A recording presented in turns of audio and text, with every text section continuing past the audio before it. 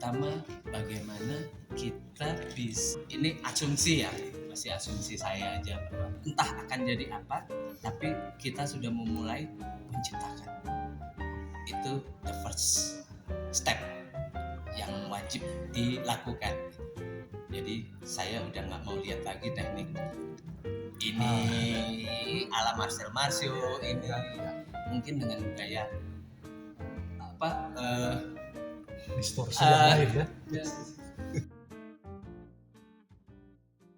Malah saya melihat ini ya, Kang, kalau mau sejarah balik lagi. Saya kan dulu awal saya ini kan di kesenian kan Senin hari. Saya nonton tuh wayang orang Barata segala macam. Ada tokoh ini Petruk Semar Gareng yang pakai putih-putih itu saya juga seneng, kok lucu gitu ya. Ketika saya kenal pantomim nggak jauh beda. Jadi pantomim itu memang ada komedi Janaka, Menurut saya itu. Jadi kita menyampaikannya walaupun itu perih, tapi lewat satir ya. yang disampaikan Marcel Marcio, Etienne de Groot, teknik-teknik tubuhnya, pesan-pesannya itu ya satir semuanya. Cuman kita ya sama seperti Charlie Chaplin. Saat itu kita sedih, saat itu juga kita tertawa. Orang umum melihatnya itu guyonan aja, slapstick aja. Tapi kalau kita pahami secara dalam, maknanya tragis banget. Tragis. Saya boleh ngomong, Mas? Yes. Saya ini kebetulan ada pancen baru. Saya menjadi Dewan Kebudayaan Kota Bandung. Yang kebetulan tadi kan akan cerita ya bahwa ada Chaplin datang ini segala macam di hotel apa itu.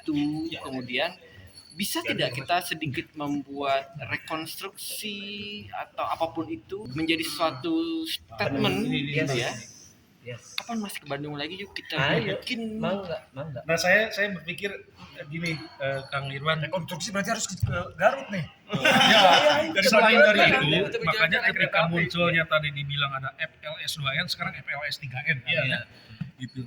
Jadi untuk menjadi sebuah rujukan bahwa pantomim itu bisa dilombakan, jadi jangan terlalu juga kusut dengan culture yang lain, karena saya pikir tidak bisa dilombakan.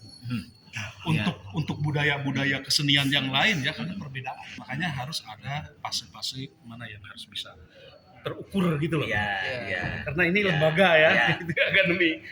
Itu Kang Irwan. Agak rumit karena masing-masing kan setiap Dablo atau siapa Wanggi, Suarmoko, siapa itu kan masing-masing kan punya ketubuhan genre yang berbeda. Muncul genre-genre. Ya sama lah di teater juga kan ada Stanislavski, ada Boleslavski, ada Grotowski gitu kan. Belum pengarang-pengarang Beckett atau Anton gitu kan.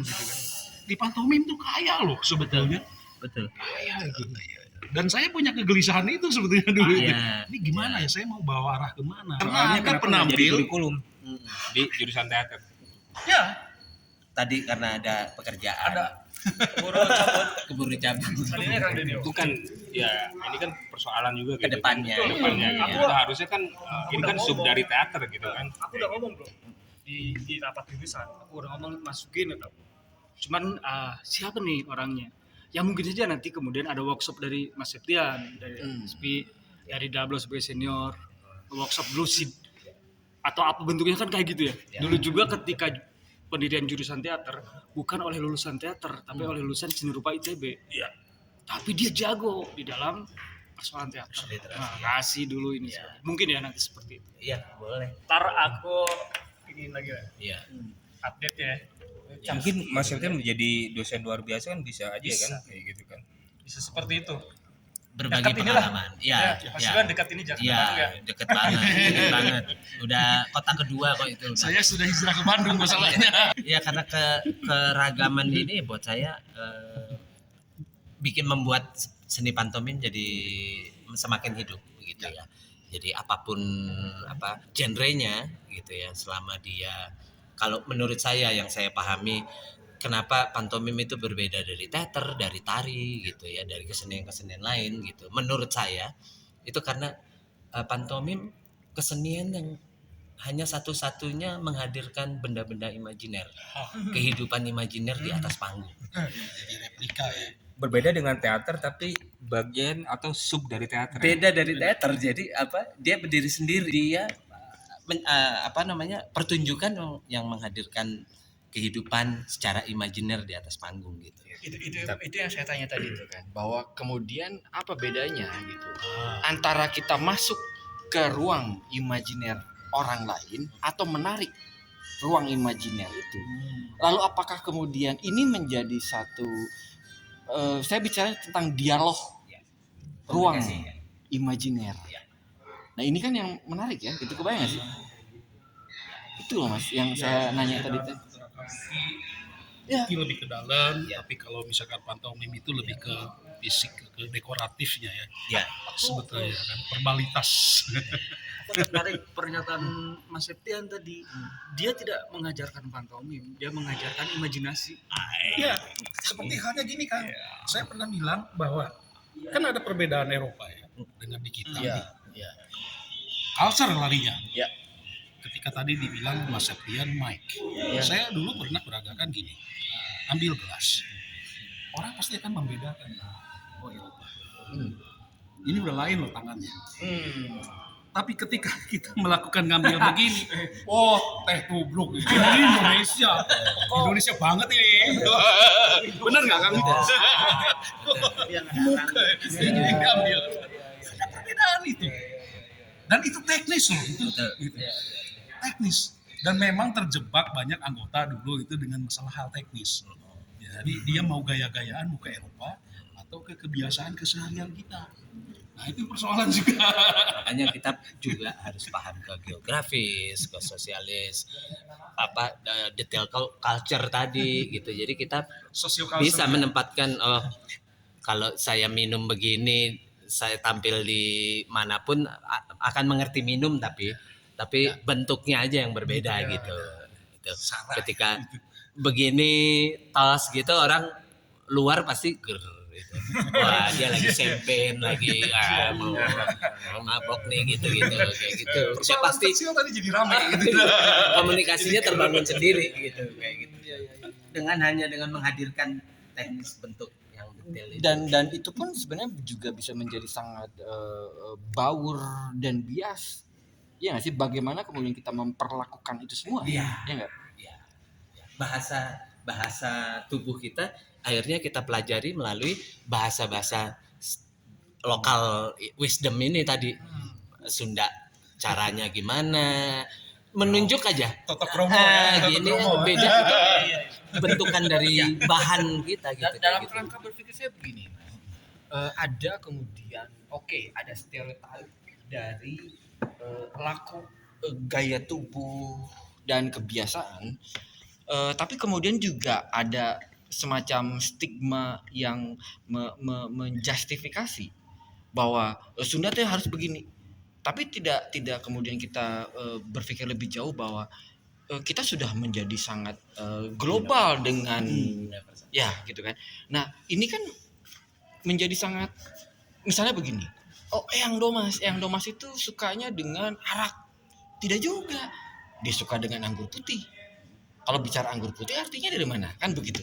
Nah ini yang kemudian, apakah kemudian ini bisa membantu kita untuk membuka cangkang atau batasan-batasan tertentu dari bahwa kita sangat rigid, primitif dan sempit gitu, kebayang nggak sih? Itu maksud saya. Maksudnya bahasa Kita sudah bicara dunia. oke, aku paham.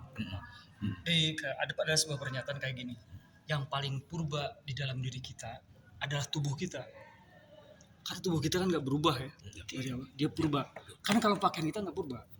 Rambut kita dari kecil sampai gede berubah dia. pakaian tidak purba. Soal kepurbaan tubuh kan telanjang. Adam, misalkan Adam manusia pertama, jarinya 5. Semuanya kepurbaan manusia yang paling purba adalah tubuh. Terus sampai hari ini matanya sama, hidungnya sama. Artinya purba tuh basic dasar gitu ya.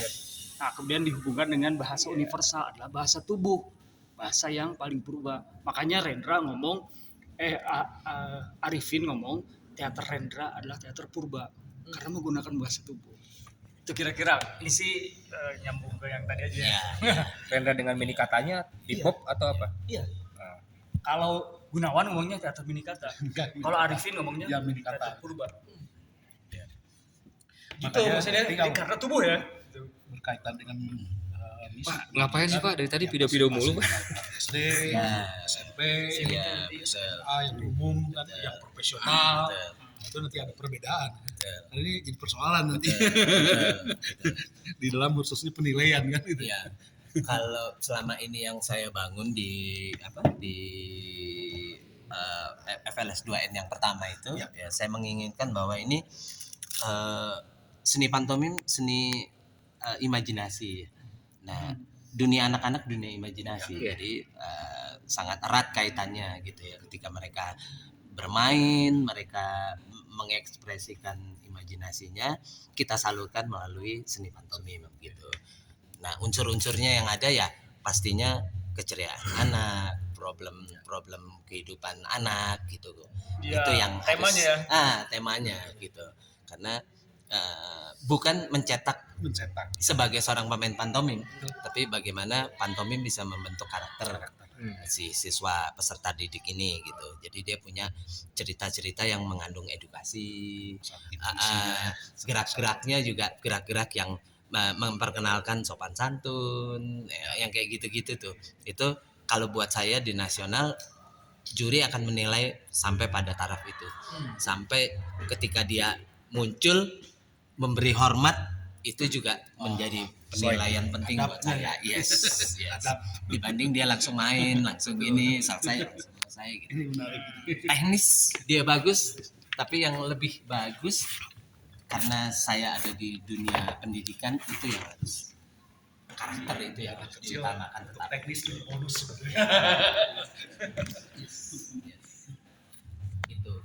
Nah, untuk SMP, SMA mungkin mahasiswa kalau perlu saya kepengen itu penciptaan.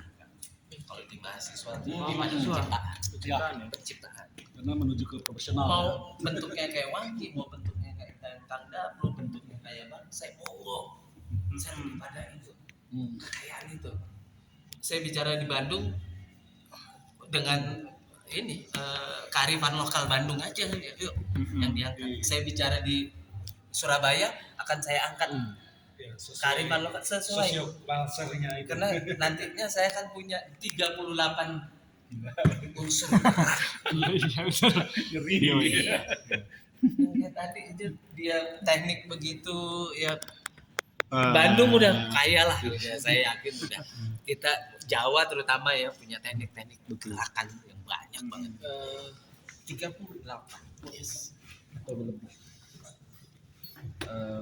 Kemudian diramu entah jadi apa. Tapi saya ingin bertanya Yang utama bagaimana kita bisa, ini asumsi ya, masih asumsi saya aja bahwa merdeka.